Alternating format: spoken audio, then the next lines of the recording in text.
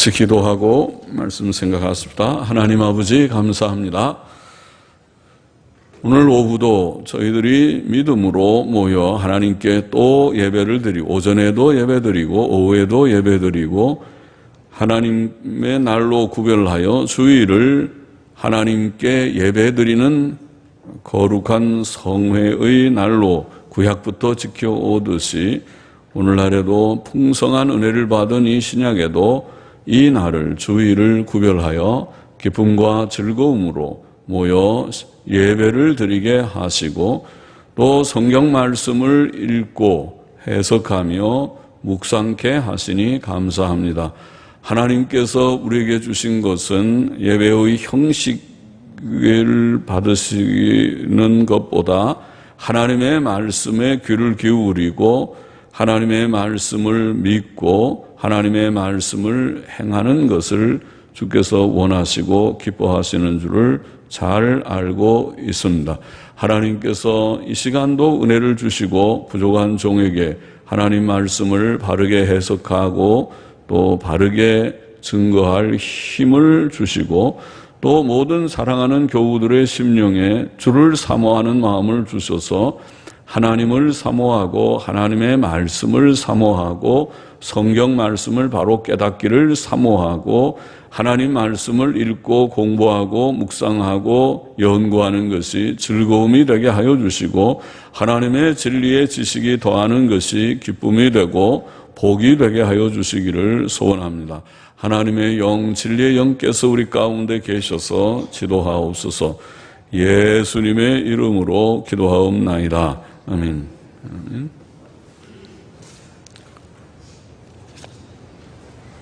레위기라고 하는 책이 성경이 전체가 66권, 구약 성경이 39권,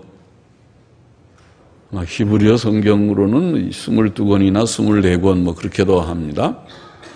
그것은 12소선지를 한 권으로 구약 히브리어 성경은 치고 또 어떤 성경들은 둘이 합쳐서 또 한 권이 되고 뭐 그래서 어떤 때는 22권, 24권 뭐 그렇게 숫자를 세기도 하는데 그 39권의 성경, 우리 성경이나 또 헬라어 옛날 고대 70인역이나 또 라틴 볼게적이나 또 영어 성경이나 다 이제 39권인데 39권 성경 중에서 구약 39권 중에서 모세오경이라고 말하는 처음에 5권의 책, 모세가 쓴 5권의 책이라고 말하는 그 5권의 책이 중요한 책입니다.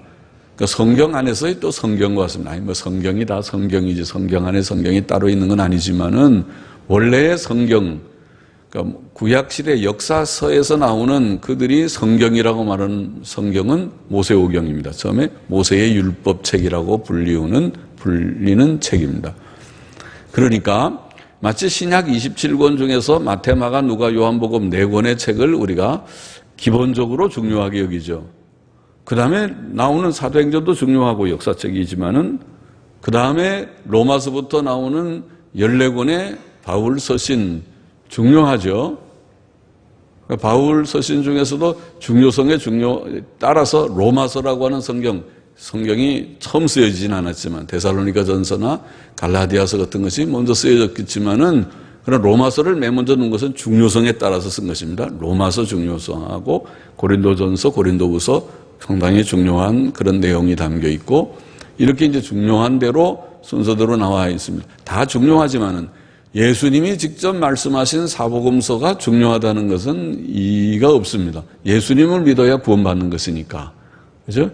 예수님이 하나님의 아들 그리스도라는 것을 밝히 알아야 구원받는 것이니까 사도들의 모든 서신들의 내용도 예수님이 하나님의 아들이라는 걸 전제하고 예수님 믿어야 구원받는다는 것을 말하면서 이제 그 다음에 교리도 교훈하고 생활교훈도 하는 것입니다. 그러니까 그처럼 구약에서는 5권의 책, 모세오경이 중요하다는 것은 이의가 없습니다. 그것을 우리가 율법이라고 말하고 이스라엘 사람들은 초막절이 되면 1년에 한 번씩 가을에 추수감사절이죠. 그때는 모든 회중, 어린아이들도 다 모인 데서 모세오경을 읽었다고 보입니다. 와, 창세기부터 신명기까지 읽으려면은 지금 우리가 레위기 한 장만 읽어도 좀 있으셔서 목사님이 이걸 다 읽으시나 몇 절만 읽지 그렇게 생각하는 사람들도 있을 수 있는데 모세오경을 다 읽다니 하겠지만은 다 읽었던 것 같고 적어도 신명기 한 권만을 읽는다 하더라도 34장인가 되니까 꽤 길잖아요. 한 장 읽는 것이 아니라 전체를 쫙 읽어나가는 그러니까 책을 많이 우선 책의 내용을 아는 것도 중요하지만 우선 읽어야 되죠.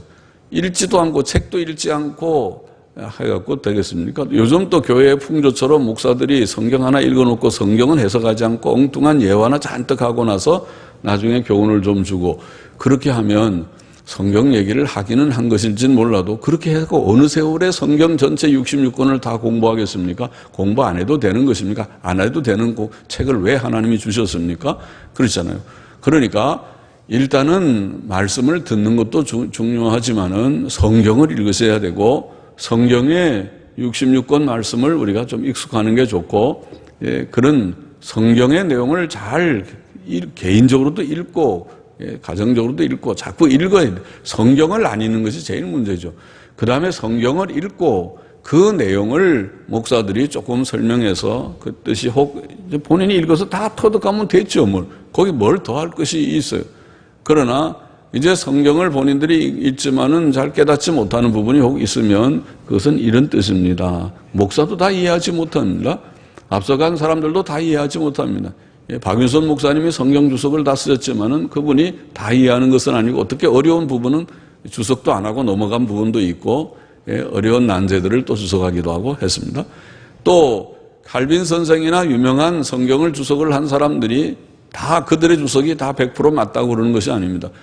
중요한 대의를 그들이 다 했다는 것이지 어느 지엽적인 문제에 가서 그들이 실수할 수도 있고 정확하지 않은 해석을 할 수도 있을 것입니다. 성경은 방대한 책입니다. 그러나 그 대의는 중요한 처음 5권의 책은 중요하다는 것은 이의가 없습니다. 제가 이제 오전 시간에 사도행전을 거의 끝나가기 때문에 그 다음에 무엇을 할까? 이제 제가 은퇴란 말 하면 여러분들이 어떤 사람은 그런 얘기 자꾸 하지 마세요. 불안해가지고 무슨 은퇴하지 말고 계속 하세요. 계속 그런 이제 말씀도 해서 웃고 말지만은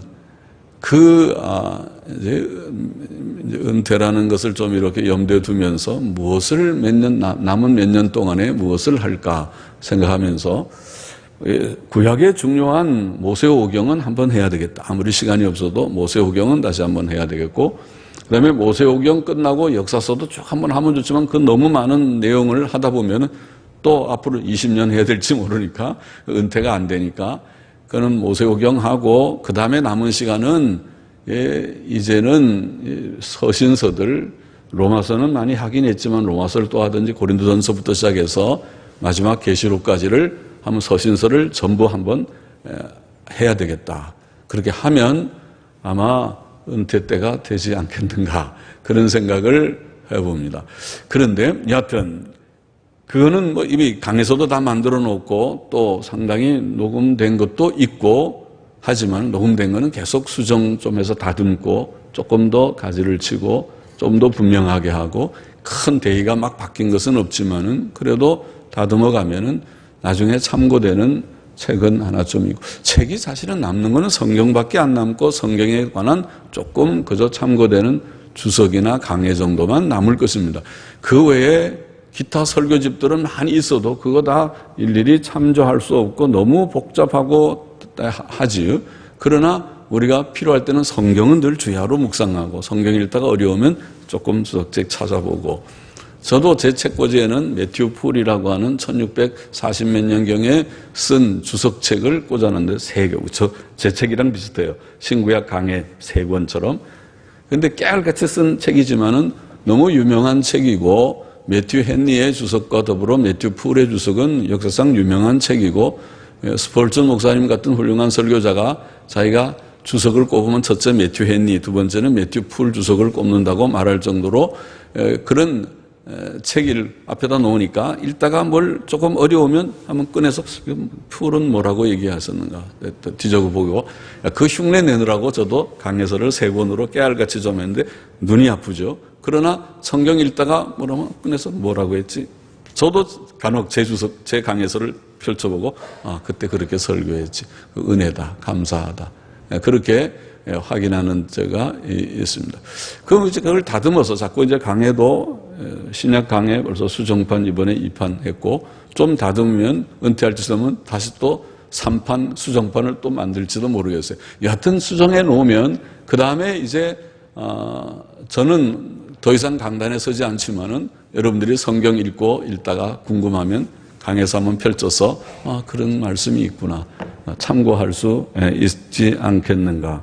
그것은 또 나쁘지 않을 것 같다. 요즘도 시대가 좋아가지고 모든 설교들을 다 녹화해가지고 엄청난 창세기부터 계시록까지의 설교들을 엄청난 거를 서버에 다 올려놔 버리니까 그 옛날 같으면 아마 매튜 풀이나 아마 사도 바울의 설교를 그런 식으로 MP4 파일에다가 다 집어넣었다면 지금쯤 우리가 사도 바울이 뭐라고 설교했는지 그 생생한 육성으로 들을 수도 있겠죠. 물론 언어가 다르긴 하지만은 그처럼 시대가 좋아져 가지고 그 목소리를 이제는 다 집어넣어 놓으면은 언젠가 필요할 때 그 너무 엄청나서 그걸 다 들으려면은 그 듣는 데만도 몇 년 걸리겠지만은 그러나 이제 필요할 때 이런 주제를 뭐라고 이 부분은 설교했지 그것을 들을 수도 있겠죠.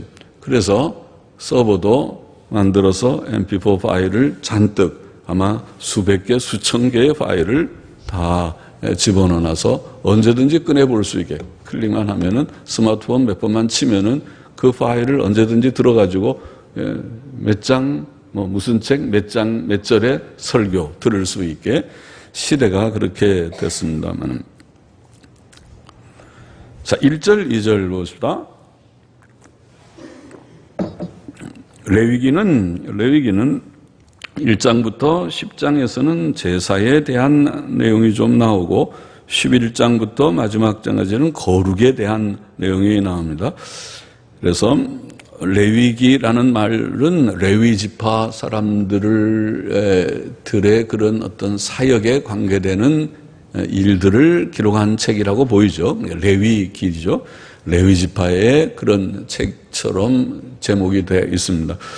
그래서 제사에 대한 내용들이 처음 1장부터 5장까지는 5개의 제사에 대한 내용도 쭉 나오고 그 다음에 10대 절기에 대해서 레위기 23장부터는 또 절기에 대한 내용도 나오고 그렇게 나옵니다.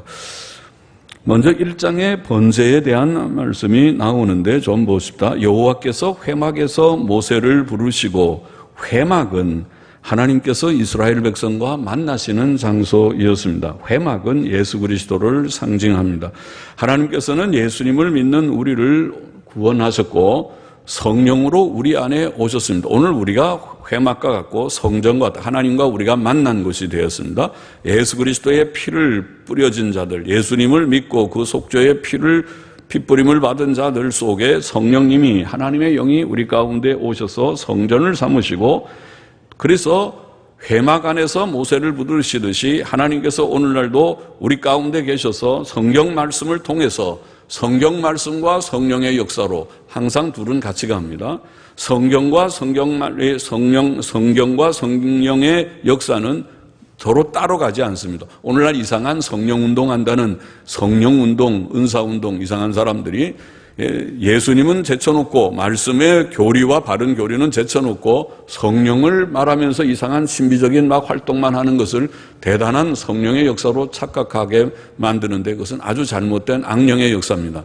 그것은 잘못입니다. 하나님의 성령께서 오신 목적은 예수 그리스도를 존귀케 하는 것이고 성령께서 이 말씀을 계시하여 주셨고 영감하여 주셨기 때문에 성령님께서 하시는 말씀은 이 말씀과 추호도 다를 수가 없고 그러므로 우리가 오늘날 하나님께서 역사하시는 것은 성경을 깨닫게 하시고 성경을 믿게 하시고 성경대로 살게 하시는 것이 요점입니다. 그것이 없는 것은 성령 운동이 아닙니다. 악령의 운동입니다. 하나님의 말씀을 이탈하는 것을 경계해야 됩니다. 그러므로 우리는 그것이 성령인지 악령인지 구분하지 못하기 때문에 오직 성경에 집착해야 된다는 것입니다. 성경 말씀의 바른 교훈 안에 거하는 것이 하나님의 뜻입니다. 그리고 그 교훈 안에 살도록 우리를 감동하고 역사하는 것이 성령의 역사입니다. 그것을 이탈하는 것은 모든 이단입니다. 그것은 악령의 역사입니다. 경계해야 될 그런 일입니다. 오늘날 회개망측한 이단 역사가 너무 많습니다. 교회 이름을 빙자해서 정통 진리에서 이탈한 일들이 한두 가지가 아닙니다. 경계해야 됩니다. 그래서 읽으라는 성경은 안 읽고 이상한 자꾸 신비 체험에만 또 쫓아다니다가 다 잘못되는 것입니다. 이단을 하나님께서 허용하시는 것은 진리의 사랑을 그들이 거절했기 때문에 오는 것입니다. 하나님의 바른 진리의 말씀을 붙드는 자들은 이단에 넘어지지 않습니다. 진리의 말씀을 붙드는 자들은 악령의 역사에 미혹되지 않습니다. 진리의 말씀을 붙들지 않고 그 말씀 들으라고 읽으라고 할 때 읽지 않고 들으라 할 때 들지 않고 사랑하지 않으니까 악령이 그들 속에 역사하는 것입니다. 하나님의 말씀대로 바로 믿고 우리가 겸손히 그 말씀을 사모하고 따라야 됩니다. 오늘날에는 회막이 따로 있는 것이 아닙니다. 여기 예배당에 오면 여기서 무슨 모세야 하고 아무개야 하고 말하는 음성이 들리는 것이 아닙니다. 산에 올라가야 되는 거 아닙니다. 오늘날에는 하나님의 말씀이 성경 속에 기록된 책 속에서 충만하게 기록돼서 말씀하고 있고, 그래서 우리가 성령님 우리 가운데 계시기 때문에 성경을 주야로 묵상하고 성령님의 지도함을 받아서 주님 눈을 열어 하나님의 말씀을 깨닫게 하여 주옵소서. 이 말씀이 무미건조하지 않게 나의 심령을 뜨겁게 하게 하여 주시고 나의 삶을 주장하여 내가 바른 길 가게 해달라고, 바로 믿고 바로 사는 것이 요점이니까 그것은 성령님께서 우리 가운데 계신 성령님의 하시는 역사요, 오늘 기록된 책을 통해서 말씀하시는 것입니다. 하나님께서는 이스라엘 백성에게 여기 2절에 보면 그에게 일러 가라사대 이스라엘 백성 자손에게 고하여 이르라 너희 중에 누구든지 여호와께 예물을 드리려거든 생축 중에서 소나 양으로 예물을 드릴지니라. 하나님께 예물을 드리는 것에 대해서 명령하셨습니다. 소나 양 같은 생축은 가축이죠. 가축으로 예물을 드리라고 명하셨습니다. 제사는 하나님께 드리는 예물이었습니다. 번제나 소제나 또 모든 이런 제사들을 계속 5개의 제사들을 화목제나 속제제, 속건제 5개의 모든 제사들이 다 예물이었습니다. 제사 혹은 예물은 2가지 뜻이 있다고 보는데, 첫째는 하나님을 정성으로 섬기는 뜻이 있습니다. 그것은 사람의 기본적인 도리입니다. 자식이 부모를 공경하는 것이 기본적이듯이 피조물이 조물주 하나님을 마음을 다하여 섬기는 것은 기본적인 일입니다. 둘째는 하나님께서 보여주실 그리스도의 속죄 사역을 상징하는 뜻이 있습니다. 제사는 예수 그리스도의 십자가의 죽음과 대속 사역을 상징합니다. 3절을 넘어가 보십시다. 그 예물이 소의 번제이면, 이제 번제에 대해서 처음 명하시고 그 번제 중에서 소의 번제에 대해서 명하십니다. 소의 번제이면 흠없는 수컷으로 회막문에서 여호와 앞에 연락하시도록 혹은 받아지도록 드릴지니라. 자, 번제라고 하는 이 제사는 인류 역사상 가장 오래된 제사라고 보입니다. 아담의 아들 아벨이 하나님 앞에 어린 양으로 제사를 드렸을 때에 번제의 제사를 드렸을 것이라고 추측됩니다. 또 노아는 홍수 후 방주에서 나와 하나님께 번제를 드렸다. 번제, 올라, 히브리 말로 올라라는 번제라는 단어를 성경에 썼습니다. 창세기 8장 20절. 번제는 제물을 온전히 불태워 드리는 제사입니다. 그래서 영어로는 burnt offering, 불을 다 태워서 번이 불을 태운다는 걸 burnt 하면 태워진이라는 그런 과거분사인데 burnt offering, 제물을 완전히 다 태워서 드리는 제사다. 그것은 예수 그리스도의 온전한 헌신을 상징합니다. 예수께서는 자신을 하나님께 온전히 향기로운 제물로 드리셨습니다. 하나님께서는 먼저 소의 번제에 대해 말씀하셨습니다. 제사 드리는 자는 흠없는 수소를 회막문에서 드리라고 하였습니다. 흠없는 수컷은 죄 없으신 예수님을 예표했습니다. 예수께서는 죄 없는 분이셨습니다. 죄인은 자기의 죄값을 받아야 하기 때문에 남을 위해 대속제물이 될 수 없습니다. 오직 의인 예수께서만 많은 사람들을 위한 대속제물이 되실 수 있었습니다. 4절을 보십시다. 그가 번제물의 머리에 안수할지니 그리하면 연락되어 그를 위하여 속죄가 될 것이라. 번제물의 머리에 안수하는 것은 제사 드리는 자의 죄책의 전가, 즉 죄의 책임을 그에게 돌리는 것을 상징합니다. 죽어야 할 자는 제물이 아니고 제물을 드리는 사람이지만은 그 제물은 그 사람의 죄를 지고 안수를 하니까 내 죄가 제물에게 전가되어서 그를 대신해 죽임을 당하는 것입니다. 그것이 속죄의 원리입니다. 이와 같이 번제의 기본적 의미는 속죄입니다. 구약의 제사들의 기본적 의미가 속죄입니다. 레위기에는 속죄라는 키페르라는 히브리 단어가 47회 사용되었습니다. 속죄의 개념은 대리적 형벌을 통한 하나님의 공의의 만족입니다. 죄인은 죄 문제의 해결인 속죄를 통하지 않고는 거룩하신 하나님 앞에 나갈 수 없습니다. 이사야 53장 6절에 보면 우리는 다 양 같아서 그릇 행하여 각기 제 길로 갔거늘 여호와께서는 우리 무리의 죄악을 그에게 담당시키셨도다. 담당시키셨도다. 그래서 죄책이죠. 죄책의 전가죠. 요한복음 1장 29절에도 보라 세상 죄를 지고 가는 하나님의 어린 양이로, 세상 죄를 짊어지고 가는 하나님의 어린 양, 그것이 바로 속죄물입니다. 고린도후서 5장 21절에도 하나님이 죄를 알지도 못하신 자로 우리를 대신하여 죄를 삼으신 것은 우리로 하여금 저희 안에서 하나님의 의가 되게 하려 하심이니라. 우리를 대신하여 예수님이 죄인이 되셨다. 우리의 죄를 짊어지셨다. 죄가 되셨다. 정죄되셨다. 갈라디아 3장 13절에는 그리스도께서 우리를 위하여 저주를 받은 바 되사 율법의 저주에서 우리를 속량하시니. 물론 번제는 이런 속죄의 의미, 첫 번째 의미뿐 아니라 하나님께 대한 우리의 온전한 헌신을 상징하고 교훈하는 두 번째 의미도 있습니다. 5절을 보십시다. 그는 여호와 앞에서, 여기에 본장에 보면 그는 4절, 5절, 6절, 9절에 그는 9절에는 우리말에 생략됐지만 원문에는 있습니다. 그는이라는 말로 다 시작하는데 여기에 그는 제사 드리는 자를 가리킵니다. 제사 드리는 그는 여호와 앞에서 그 수송아지를 잡을 것이요. 그럼 번제 드릴 때 그 제물을 누가 죽이는가? 제사장이 죽이는 것이 아니고 번제를 드리는 사람, 제물을 가지고 온 사람이 죽이는 것입니다. 무섭죠? 그 제물을 내가 갖고 와서 소를 내가 직접 죽인다고 하는 것은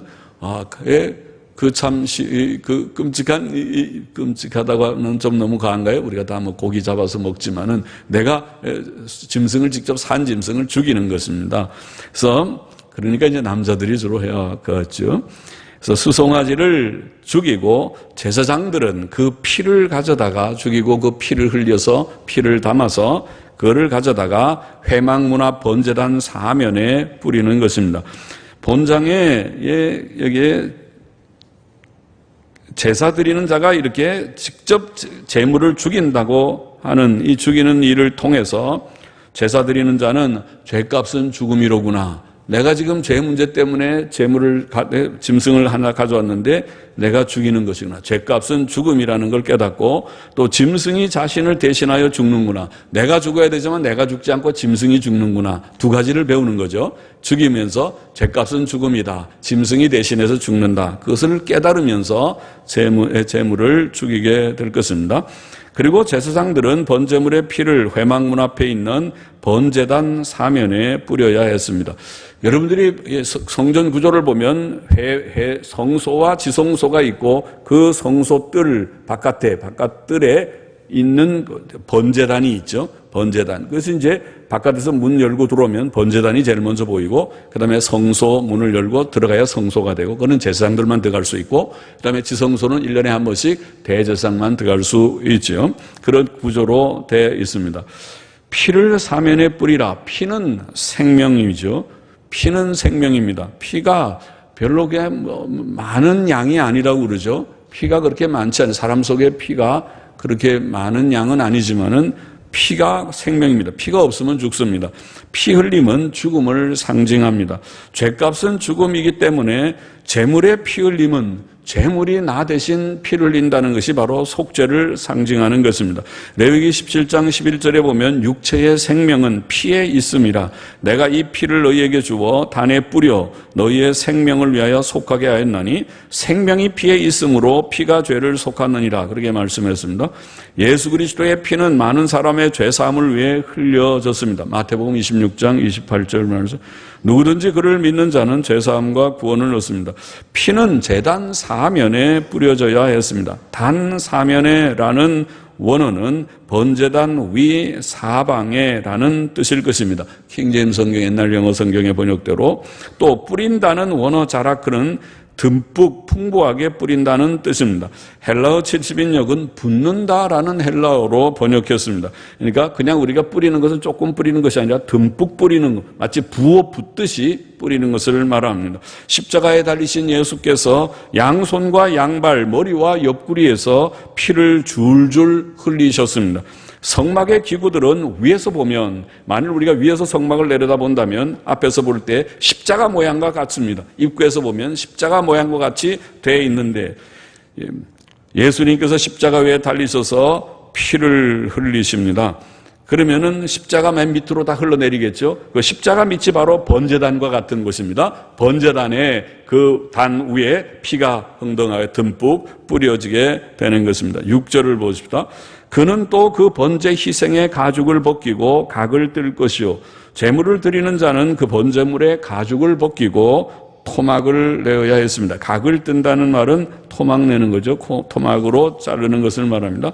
가죽을 벗기는 것은 예수 그리스도께서 겉옷과 속옷까지 벗김 받으실 것을 예표한 것 같습니다. 예수께서 십자가 위에서 옷 벗김을 당한 채 수치스러운 죽음을 죽으셨고 또 온 몸이 부서지는 토막을 나듯이 부서지는 고통을 받으셨습니다. 7절 보십시다. 제사장 아론의 자손들은 단 위에 불을 두고 불 위에 나무를 버려놓고 아론의 자손 제사장들은 그 뜬 각과 머리와 기름을 단 윗 불 위에 있는 나무에 버려놓을 것이며 불은 지옥 형벌을 상징할 것입니다. 죄값은 죽음이요 지옥의 형벌을 포함합니다.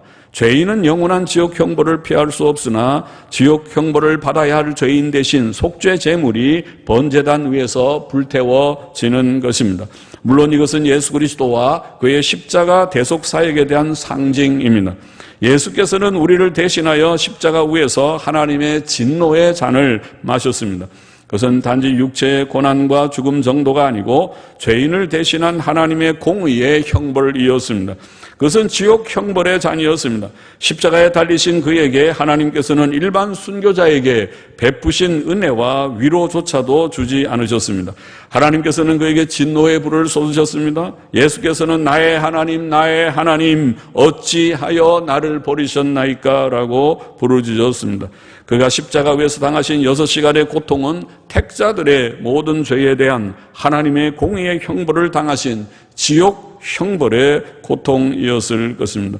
9절 보십시다. 그 내장과 정갱이를 물로 씻을 것이요 제사장은 그 전부를 단 위에 불살라 번제를 삼을지니 이는 화제라 여호와께 향기로운 냄새니라. 그 전부를 단 위에 불사르는 이것이 번제의 특징입니다. 다른 제사들은 제물의 일부만 불사릅니다. 주로 기름 부분만 불사르고 나머지는 먹기도 하고 그렇게 하지만은 번제는 제물 전부를 불태워 드려야 했습니다. 그것은 온전한 헌신을 가리킵니다.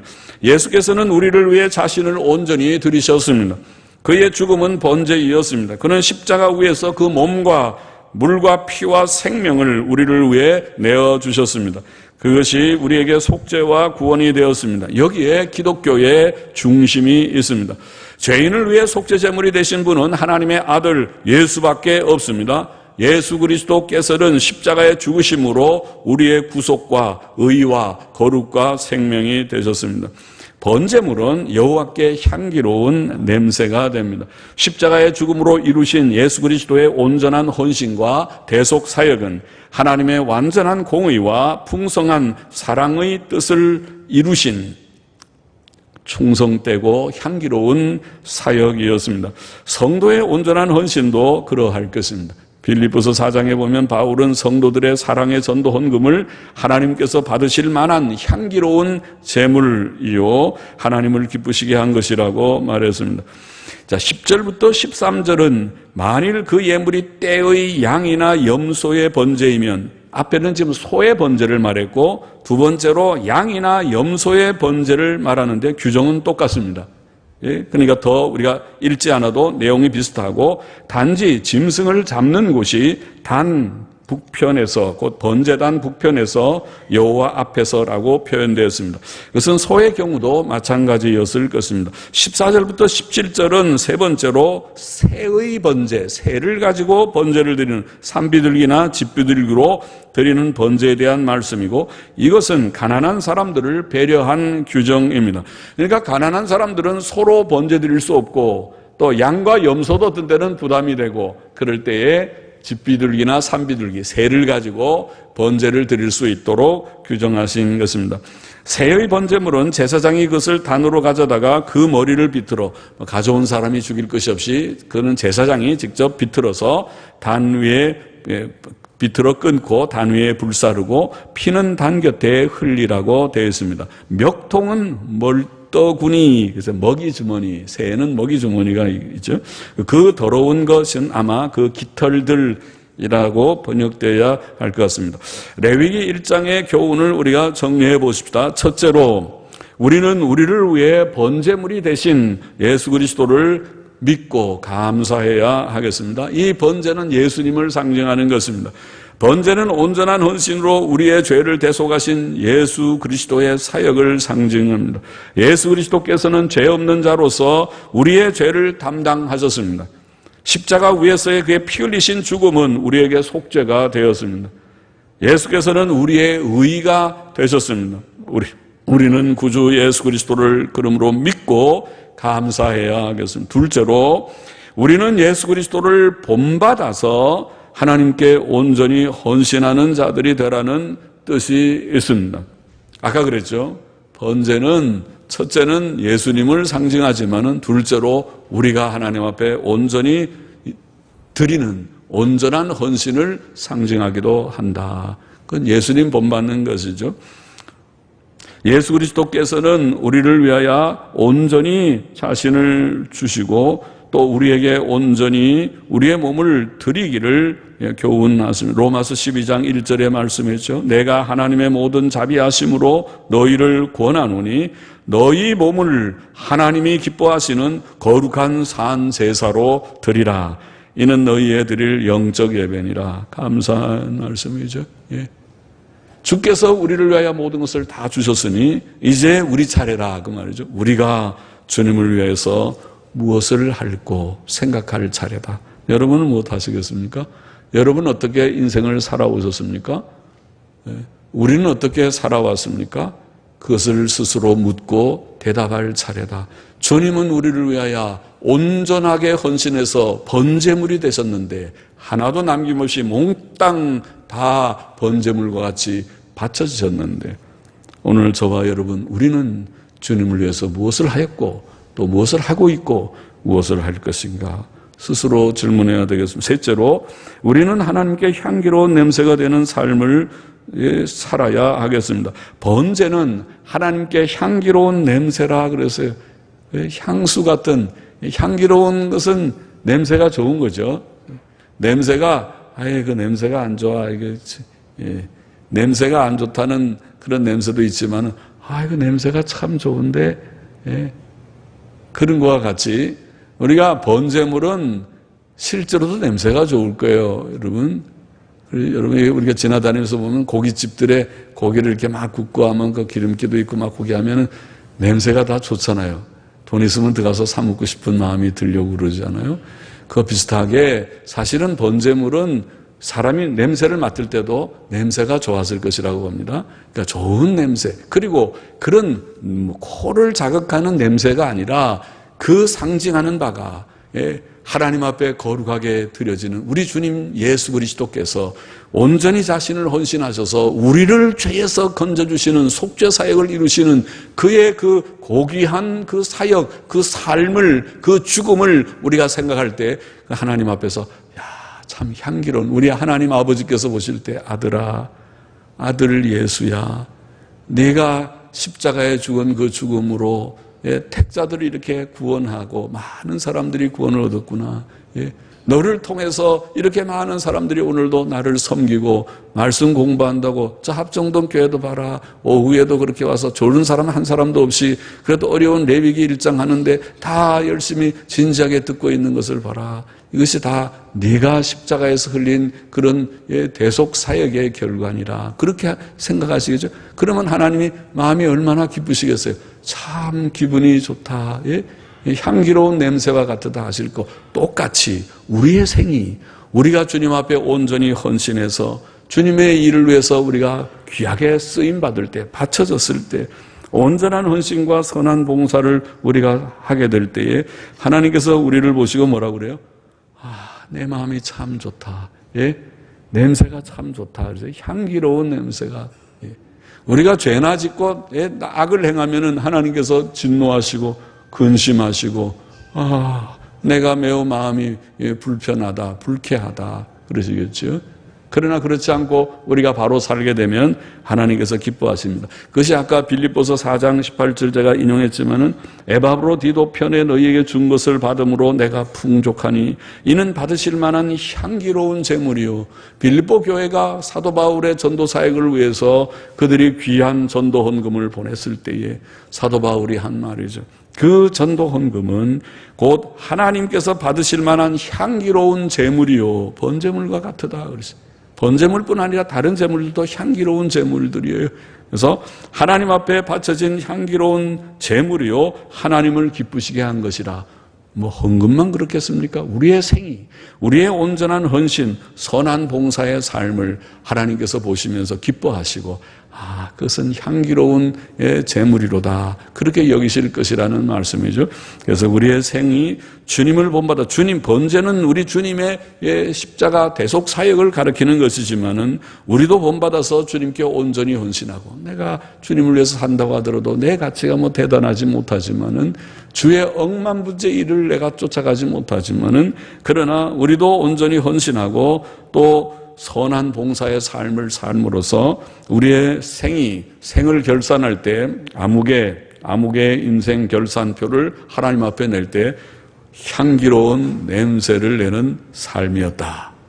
그렇게 되면 좋겠죠. 하나님 앞에 결산표 가져가서 왔습니다 하고 결산 보고서 가지고 검사 맡으려고 갔을 때 하나님께서 기뻐 받으시는 그런, 너는 제가 수요일 날도 얘기했죠. 뭐하고 왔냐 하고 물으실 때 놀다 왔습니다. 먹다가 얼마나 재미있는지 놀러도 많이 가고요. 먹기도 많이 하고요. 그 다음에 뭐 사서 즐기기도 많이 하고요. 그렇게 하고 왔습니다. 그렇게 오면은 하나님께서 기뻐하시겠습니까? 이놈! 내가 너한테 그렇게 하라고 그 모든 부귀영, 모든 좋은 것을 준 줄 아느냐? 내게 준 지혜, 내게 준 물질, 내게 준 시간, 그것을 너를 위해서 그렇게 낭비하라고 내가 준 줄 아느냐? 너 잘못했다 하고 야단을 맞을지도 몰라요. 그러나 우리가 주님이 우리에게 주신 모든 시간과 재능, 물질과 모든 것을 열심히 살려고 노력하면 좋은 보고서 가지고 가면 내가 참 수고했다. 너 같은 자를 내가 땅에 두었으니 내 마음이 참 기쁘다. 이렇게 되게 이것이 향기로운 그런 제물입니다. 그렇게 되는 생을 구하고 마음에 결심하고 해야 하겠습니다.